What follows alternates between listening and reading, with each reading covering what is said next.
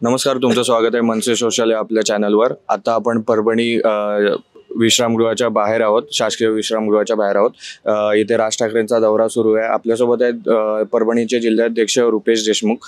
तर त्यांच्याकडनं जाणून घेऊया, इथे राज ठाकरे आले तर कार्यकर्त्यांमध्ये किती उत्साह आहे आणि या शहराचे प्रश्न काय आहेत। जय महाराष्ट्र। काल राजसाहेब संध्याकाळी इथं परभणीत दाखल झाले आणि जंगी स्वागत झालेलं आहे त्यांचं। कारण येणाऱ्या विधानसभेसाठी राजसाहेबांनी हे सगळे कार्यकर्त्याची पदाधिकाऱ्यांची मीटिंग आज ठेवलेली आहे। तरी परभणी जिल्ह्यात डेव्हलपमेंट नावाची वस्तू नाही, फक्त इथं राजकारण आणि राजकारण चालते। डेव्हलपमेंटच्या नावाखाली फक्त राजकारण आहे। इथं MIDC बंद आहे, रस्त्याची सगळी चाळणी झालेली आहे, कुठलीही व्यवस्था परभणी जिल्ह्यात नाही। इतकी बेकार परिस्थिती असल्यामुळं आणि एक आता फक्त जातीवादाचं राजकारण चालू आहे। अशा परिस्थितीत तरी जगण्या मरण्याचा लोकांचा खूप प्रश्न आहे। ह्या प्रश्नाकडे सध्या कोणाचंच लक्ष नाही। कुठली हॉस्पिटलची व्यवस्था नाही, इतके कॉलेजेस आहेत, लोक जे विद्यार्थी आहेत ते ग्रॅज्युएट होऊन बाहेर पडल्यानंतर त्यांच्या नोकरीचा प्रश्न आहे, ह्याचा कुठंच विचार होत नाही आहे। फक्त इथं आता सध्या जातीचं राजकारण आणि इलेक्शनचं राजकारण एवढंच चालू आहे। माननीय राजसाहेबांनी एवढंच ह्या गोष्टी बाजूला ठेवून डेव्हलपमेंटसाठी आपले इथं उमेदवार देणार आहेत। आता राजसाहेब आलेले आहेत, ते काही गोष्टी त्यांच्यासमोर मांडल्या जातील, परभणीचे प्रश्न मांडले जातील, मग शेवटी राजसाहेब काय ते निर्णय घेतील। इथे परभणी जिल्ह्यात पक्षाची ताकद किती आहे आणि तुमची तयारी कशी सुरू आहे विधानसभेच्या दृष्टीने। पक्षाची ताकद भरपूर आहे। सध्या विधानसभेच्या तयारीसाठी साहेबांनी हे बैठका घेत आहेत। या परिस्थितीनुसार आम्ही पक्षाची ताकद गंगाखेड मतदारसंघात, पुन्हा परभणी मतदारसंघ, पाथरी आणि जिंतूर हे पूर्ण लढवायची पक्षाची तयारी आहे। कार्यकर्त्यांची ताकदही तेवढी आहे सध्या। आपल्यासोबत मनविसेचे अर्जुन टाक जे परभणीचे जिल्हाध्यक्ष आहेत, त्यांच्याशी आपण संवाद साधूया। राज ठाकरे इथे येत आहेत, काय आहे तुमची प्रतिक्रिया। साहेबांचं काल संध्याकाळी परभणी शहरामध्ये आगमन झालेलं आहे। साहेबांचा मुक्काम परभणी शहरातील सावली विश्रामगृह येथे आहे आणि कार्यकर्ते येणाऱ्या इलेक्शनला लढवण्यासाठी खूप इच्छुक आहेत आणि प्रत्येक कार्यकर्त्याची, महाराष्ट्र सैनिकाची अशी इच्छा आहे की परभणी जिल्ह्यामध्ये 4 विधानसभा येतात, तर 4च्या 4 विधानसभा हा पक्षाने लढवाव्यात, जेणेकरून आपल्याला इच अँड एव्हरी मतदारापर्यंत पोहोचता येईल, प्रत्येक गावात जाता येईल या इलेक्शनच्या माध्यमातून। इथे विद्यार्थ्यांचे प्रश्न खूप आहेत, तर ते सोडवण्याचा प्रयत्न आपण करतच आहोत, पण ते प्रश्न किती आहेत, किती गंभीर प्रश्न आहेत ते।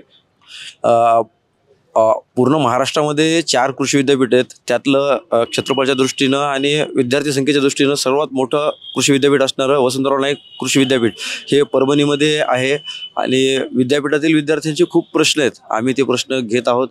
विद्यापीठातील विद्यार्थी असतील किंवा इतर इंजिनिअरिंग वगैरे इतर शाखेमधले विद्यार्थी असतील, अशा सर्व विद्यार्थ्यांचे आपण प्रश्न उचललेत आणि ते मार्गी लावलेत। त्यानंतर असेल सर्वात प्रमुख सध्या प्राथमिक शिक्षणासाठी शासनाने एक योजना काढलेली आहे RTE 25%। तर RTE 25% ही पारदर्शक पद्धतीने चालावी यासाठी 2018 पासून महाराष्ट्र नवनिर्माण विद्यार्थी सेना ही प्रयत्नशील आहे आणि प्रयत्न करते। शिक्षणाधिकाऱ्यांना सोबत घेऊन, गट शिक्षणाधिकाऱ्यांना सोबत घेऊन विद्यार्थ्यांचे प्रश्न मार्गी लावत असते। आज अशी परिस्थिती झाली आहे गंगाखेडमध्ये की गंगाखेडमध्ये भूमिपुत्र कधीही आजपर्यंत निवडून आलेला नाही। आलेला आहे तो बाहेरला पैशावाला धंदाडगा, एक तर मुंबईचा, एक तर बीडचा, नाहीतर आपल्या लातूरचा। आपले खासदार देखील इथले प्रॉपरचे नाहीत, कारण की जिल्ह्याचे नाही एकही नेता आपल्या जिल्ह्यामधला आमच्या परभणीतला नाही आहे, बाहेरलेच आहेत। की विषय असा आहे की शेतकऱ्याचा मोठा प्रश्न आहे, शेतकरी हवालदिन झालेला आहे। या पावसामध्ये पण आता पाऊस भरपूर झाला तर मध्ये शेताचे पीक गेलेले आहेत। आमच्या भागामध्ये गंगाखेड विधानसभेमध्ये स्थानिक आमदारानं विषय कुठंच केला नाही की, आणि आतापर्यंत शेतकऱ्यांना पीक विमा देखील भेटलेला नाही। बरेचसे मंडळ वगळलेले आहेत, शेतीचा विषयी आणि कुठल्याच योजना का नाही भेटलेल्या नाहीत। रस्त्याचा प्रश्न गांभीर्य आहे। तुम्ही वाटलं तर आपल्या सोशल मीडियाच्या माध्यमातून विधानसभा गंगाखेड एक वेळेस पाहावी, कारण की गंगाखेड हे का खड्ड्यातलं गंगाखेड आहे, कारण की एकही रस्ता नाही, शेतकऱ्याला जायला रस्ता नाही। का आपण जर का नाही वाडी वस्ती तांड्यावर जर गेला तर अक्षरशः का नाही लोकायला डिलिव्हरीचा पेशंट हे खांद्यावर घेऊन यावं लागतं की आतापर्यंत रस्ता नाही कुठंच. सन्मान्य राजसाहेबाच्या आपल्या पक्षाच्या माध्यमातून आम्ही वेळोवेळी आंदोलन केले, निवेदनं दिलेत. कुठलाही प्रशासन दखल घेत नाही. लाईटचा प्रश्न असू, दवाखान्याचा प्रश्न असू, कुठलेही त्याच्यावर नियंत्रण ह्या स्थानिक आमदाराचं नाही. कारण की हे आमदार हे पैशावरले धंदांडगे येतात. त्यासाठी आमची पूर्ण तयारी आहे की सन्मान्य राजसाहेबांनी आमच्या पाठीशी आहेत. साहेबांना विषय शब्द केला आहे की येणाऱ्या विधानसभेमध्ये मी माझा महाराष्ट्र सैनिक, माझा पदाधिकारी ह्या विधानसभेत पाठवणार आहे. आम्ही साहेब आमचे आलेत, ते खूप आम्हाला मोठा आनंद झाला की शेतकऱ्याला देखील आनंद झाला. शेतकरी देखील खुश आहेत की साहेब आमच्याबद्दल काही ना काही बोलणार आहेत. त्यासाठी साहेब परभणीत आलेत. त्याबद्दल आम्ही सर्व शेतकरी असेल, आपले पदाधिकारी असेल, सर्व उत्सुक आहेत की साहेबांची घोषणेची वाट पाहतात. आणि येणारी गंगाखेडची विधानसभा जर साहेबांनी उमेदवार कुठला पण देऊ, ती आम्ही ताकदीनं विधानसभा गंगाखेडमध्ये, गंगाखेड, पालम, पूर्णा या तिन्ही तालुक्यामधून आम्ही ताकदीनिशी निवडणूक लढवणार. जय महाराष्ट्र. गेले 25 ते 30 वर्ष ह्या ठिकाणी शिवसेनेची सत्ता आहे, म्हणजे आमदार शिवसेनेचे, खासदार शिवसेनेचे. आणि परभणीची परिस्थिती इतकी बकास करून ठेवलेली आहे. आणि दरवर्षी म्हणजे हे लोकसभेचं इलेक्शन जर सोडलं तर दरवेळेसच्या इलेक्शनमध्ये ह्यांचा खान आणि बाण असा मुद्दा असतो. म्हणजे हिंदुत्वाच्या नावावर हे निवडून येतात आणि त्याच्यानंतर म्हणजे निवडून आल्यानंतरही परभणीची परिस्थिती अशी, आपण रस्त्याची परिस्थिती बघितली, कुठले उद्योगधंदे इथे येत नाही, MIDC पूर्ण भकास पडलेली, असे अनेक विषय आहेत. ह्याच्याबद्दल ह्यांचं कुठलंही लक्ष नाही आहे. आणि खानबान मागच्या इलेक्शनपर्यंत करत होते आणि ह्या इलेक्शनला त्याच खानाच्या जीवावर हे निवडून आलेले आहेत. म्हणूनच परभणी शहरातील जे हिंदुत्व आहे या विधानसभेचं किंवा जिल्ह्यातलं, हे आता पोरकं झालेलं आहे. आणि ह्या पोरक्या झालेल्या हिंदुत्वासाठी फक्त एकच पर्याय, ते म्हणजे सन्माननीय राजसाहेब ठाकरे. गेल्या 22 महिन्यापासून मी सन्मान्य राजसाहेबांच्या विचाराने प्रेरितून पक्षप्रवेश केला. जीवाचं रान केलं पक्षासाठी परभणी जिल्ह्यात. आणि गेल्या ऑक्टोबर महिन्यात राजसाहेबाचा 9 शुभ आकडा आहे, तसा याच 9 तारखेला सन्मान्य राजसाहेबाच्या हाताने शिवतीर्थावर ही रुग्णवाहिकाची उद्घाटन झालं. आणि एवढा सुंदर प्रतिसाद भेटला आम्हाला की वेळोवेळी प्रत्येक गरजू कुटुंबासाठी ही सेवेची भावनाच्या स्वरूपात आशीर्वाद राहील. तर गेल्या ऑक्टोबर महिन्यापासून ते आज 9 ऑगस्टपर्यंत 114 कुटुंब जोडले गेलेली आहे या रुग्णवाहिकाच्या आशीर्वादाने. तर ते ह्या प्रेरित करायचं काम वेळोवेळी तालुक्यात गावागावात ही रुग्णवाहिका जाती. या 22 महिन्यात आदर्श समाज कार्य करायचं आम्ही प्रण घेतलेला आहे आणि प्रामाणिक प्रयत्न केला आहे या परभणी जिल्ह्यात. गंगाखेड विधानसभेचा प्रश्न असा आहे की इथं जो राजकीय चिखल झालेला आहे, त्या राजकीय चिखलाच्या दृष्टिकोनातून सामान्य जनतेचा जो बघण्याचा राजकारणाला जो दृष्टिकोन आहे तो अतिशय बदलला गेलेला आहे. कारण सध्याची परिस्थिती पाहता राजसाहेबाशिवाय सामान्य जनतेला ऑप्शन राहिलेलं नाही आहे. कारण की जनतेने विश्वास दोन्ही पक्षांवर केलेला होता. जे आता सत्तेमधले पक्ष आहेत त्यांनी हा लोकांचा विश्वासघात कशा प्रकारे केला आहे, सामान्य जनतेच्या मताचं म्हणजे बाजारीकरण कशा प्रकारे केलेलं आहे, त्यातून निश्चितच यावेळेस आपल्या महाराष्ट्र नवनिर्माण सेनेला एक सुवर्ण संधी प्राप्त होणार आहे. कारण व्यक्ती हा प्रत्येक वेळेस एक संधी देऊन पाहतो, तसं प्रत्येक एक संधी काँग्रेसला पण दिली, एक संधी भारतीय जनता पार्टीला पण दिली. त्यांनी काय केलं, आपापसामध्ये जो काही घोटाळे, जो काही वाद आहेत ते शिथिल करून एकत्रित येऊन पुन्हा सत्ता स्थापन केली. आणि सामान्य जनतेच्या जे मत दिलेलं होतं त्याला दुःख आणि ठेस पोचण्याचं काम केलेलं आहे. आणि आता येणाऱ्या काळामध्ये राजसाहेब एक आशयाचे किरण आहेत जे निश्चितच त्यांच्या मनातल्या कांक्षा आणि विकासाचं स्वर्णिम स्वप्न जो आहे जनतेचं ते पूर्ण करू शकतील. आज राज ठाकरे तुम्हाला इथे भेटायला आलेत. एक महाराष्ट्र सैनिक म्हणून तुमची काय भावना आहे, किती उत्साह आहे? आता एक माझीच उत्साह नाही तर प्रत्येक एका सामान्य व्यक्तीच्या मनामध्ये एक सस्पेन्स आहे की राजसाहेब इथं आलेत म्हणजे निश्चितच आम्हाला एक नवीन आशेचा किरण मिळणार आहे परभणीकरांसाठी आणि तसंच आमच्या गंगाखेड विधानसभेसाठी सुद्धा. आज राज ठाकरे इथे येत आहेत, तुमच्या काय भावना आहेत? राजसाहेबांच्या दौऱ्याकडनं तुमच्या काय अपेक्षा आहेत? सन्मान्य राजसाहेब ठाकरे यांच्याकडे संपूर्ण महाराष्ट्र उद्याच्या महाराष्ट्राचं भवितव्य म्हणून बघतोय. परंतु या महाराष्ट्रामध्ये सध्या गेल्या 4-5 महिन्यापासून सगळ्या महाराष्ट्रात चिखल करून ठेवला आहे. पण निश्चित एक ना एक दिवस हा महाराष्ट्र सन्मान्य राजसाहेब ठाकरे यांच्या हातात दिल्याशिवाय हे सरळ होणार नाही. ही अपेक्षा समाजातल्या शेवटच्या घटकातल्या माणसाची आहे.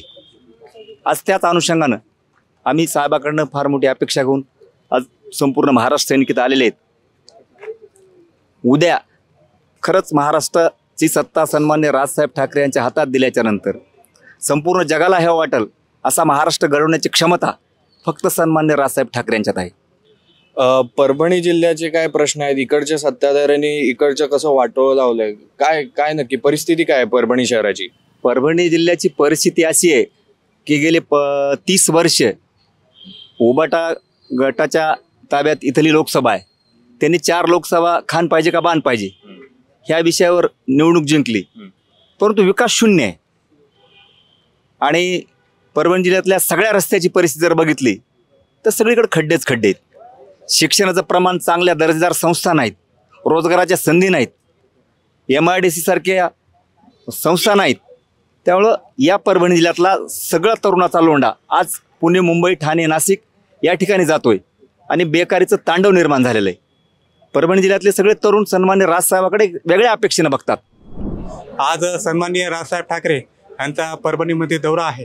या दौऱ्यानिमित्त आम्ही सर्व महाराष्ट्र सैनिक त्या वतीने साहेबांना काही शहरातील आणि आमचा हा संपूर्ण भाग ग्रामीण भाग असल्यामुळे 80% इथली जनता शेतीच्या निगडीत आहे. शेतीविषयी प्रश्न आपल्या पक्षाने उचलून धरावेत. आणि आजचा ज्वलंत उदाहरण पाहिलं तर पीक विम्याचा मुद्दा हा खूप ज्वलंत आहे. कारण गेल्या 2-3 वर्षापासून शेतकरी सतत नापिकीमुळे आणि पाऊस न कमी पडल्यामुळे अडचणीमध्ये आले आहे. आणि शासनानं पीक विमा जाहीर केला आहे, परंतु पीक विमा हा काही 1-2-3 दिवसाची अवधी दिलेला आहे. त्या अवधीमध्ये जी माणसं तक्रार करते त्यांनाच भेटणार आहे, बाकी तर कोणाला भेटणार नाही.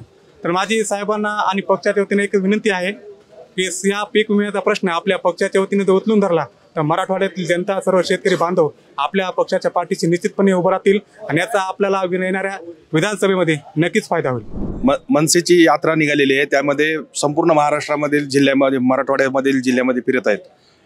सगळ्या आपल्या प्रश्न जाणून घेण्याचा प्रयत्न करत आहेत.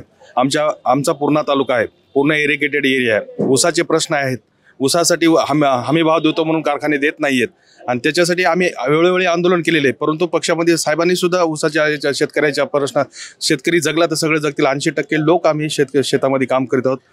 आणि आदरणीय साहेबाला पूर्णतः पाठिंबा देणारे लोक आहेत.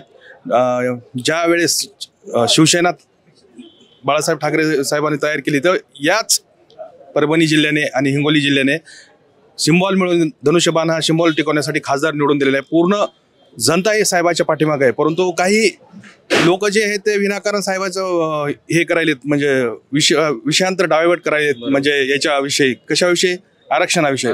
परंतु आदरणीय साहेब हे कोणत्याच समाजाला मूर्ख बनवत नाहीयेत आणि कोणालाच काही म्हणत नाहीत की बाबा या मराठी मातीतला, या मराठा वाड्यातला मराठा माणूस, मराठी मुलं, मराठी सगळे लोक हे नोकरीला लागले पाहिजेत. एवढे उद्योगधंदे आपल्याकडे आहेत, मी आणतो म्हणतायत. ही गोष्ट आता थोडी या 4 दिवसामध्ये साहेबाला कळत. याचं स्पष्टीकरण साहेबांना एखादी प्रेस कॉन्फरन्स घ्यावं, चांगली नंतर मेळावा घेऊन सांगावं लोकांना, जनतेपर्यंत. हे राष्ट्रवादी असो, काँग्रेस असो, हे लोक दिशाभूल करत आहेत आणि लोकांना पटायले जे साहेब बोलायलेत ना ते 100% लोकांना पटायले. कोणाला जातीवाद नको आहे सर, कोणाला जातीवाद नको आहे. आदरणीय साहेब हे महाराष्ट्र पुढे घेऊन जाणार आहेत. एक ना एक दिवस आता या 2 महिन्यामध्ये नक्कीच लोक राजसाहेबाच्या पाठीमागे उभे टाकतील, एवढा मला खात्री आहे. कारण मी पूर्ण समाजामध्ये फिरत असतो. मी मराठा समाजाचा असलो तरी मराठा समाजातले लोक म्हणाले की बाबा सगळ्यांना चुत्या बनले, साहेब खरं बोलायले. हे भावना आहे सर्वसामान्य. परंतु ईदीला पुश करण्यासाठी पक्षाला आपल्याला थोडं लोकांमध्ये मिसळावं लागणार आहे, जावं लागणार आहे आणि तो आम्ही प्रयत्न करतील. आज माननीय राजसाहेब ठाकरे हे मराठवाड्या दौऱ्यामध्ये येत आहेत, तर आज परभणीमध्ये आलेले आहेत. तर आम्ही सर्व साहेबांचं मनपूर्वक स्वागत करतो प्रथम. आणि विद्यार्थ्यांचे प्रश्न जर पाहिले तर खूप मोठा इश्यू आहे की ग्रामीण भागामधून आम्ही आलेलो आहोत. ग्रामीण भागामध्ये विद्यार्थिनींना शाळेमध्ये जाण्यासाठी आतापर्यंत बस उपलब्ध नाहीत कोणत्या ठिकाणी. तर आम्ही ते आंदोलन घेत आहोत. काही गावामध्ये, आमच्या खेड्यामध्ये, पूर्णा तालुक्यामध्ये 8 हे आहेत संस्था आहेत शाळेच्या. तर त्या शाळेच्या संस्था असून प्रत्येक संस्थेला त्यांनी अजून कुठे बस चालू केलेले नाहीत विद्यार्थिनीसाठी. आणि 2-2, 3-3 किलोमीटर जाण्यासाठी त्यांना, मुलींना खूप त्रास होत आहे. तर काही ठिकाणी आम्ही बस चालू केलेली आहेत आणि दुसरा मुद्दा म्हणजे शेतकऱ्यांचा बी की शेतकऱ्यांच्या सोयाबीनला हमीभाव नाही, ते बी आम्ही साहेबांपर्यंत आज मांडणार आहोत विषय. आणि मुळात विद्यार्थ्यांचा एक RTA मधून परभणी जिल्ह्यामध्ये RTA मधून एवढा मोठा इश्यू मोठा झालेला आहे की एक ग्रामीण विद्यार्थ्यांच्या एका पालकाने की RTA मध्ये नंबर लागला आणि RTA मध्ये नंबर लागल्यानंतर त्यांना शाळा निवडण्यात आली. शाळा निवडण्यात आली तिथे अवेलेबलच शाळा नाही आपल्या परभणी जिल्ह्यामध्ये. त्यांनी सांगितले की काही तांत्रिक चुकीमुळे आम्ही शाळा निवडण्यात आली होती, आम्ही दुसरीकडे अवेलेबल करून देऊ. अजून बी त्या पालकांना न्याय मिळाला नाही, ते पण आम्ही साहेबांपर्यंत पोहोचणार आहोत.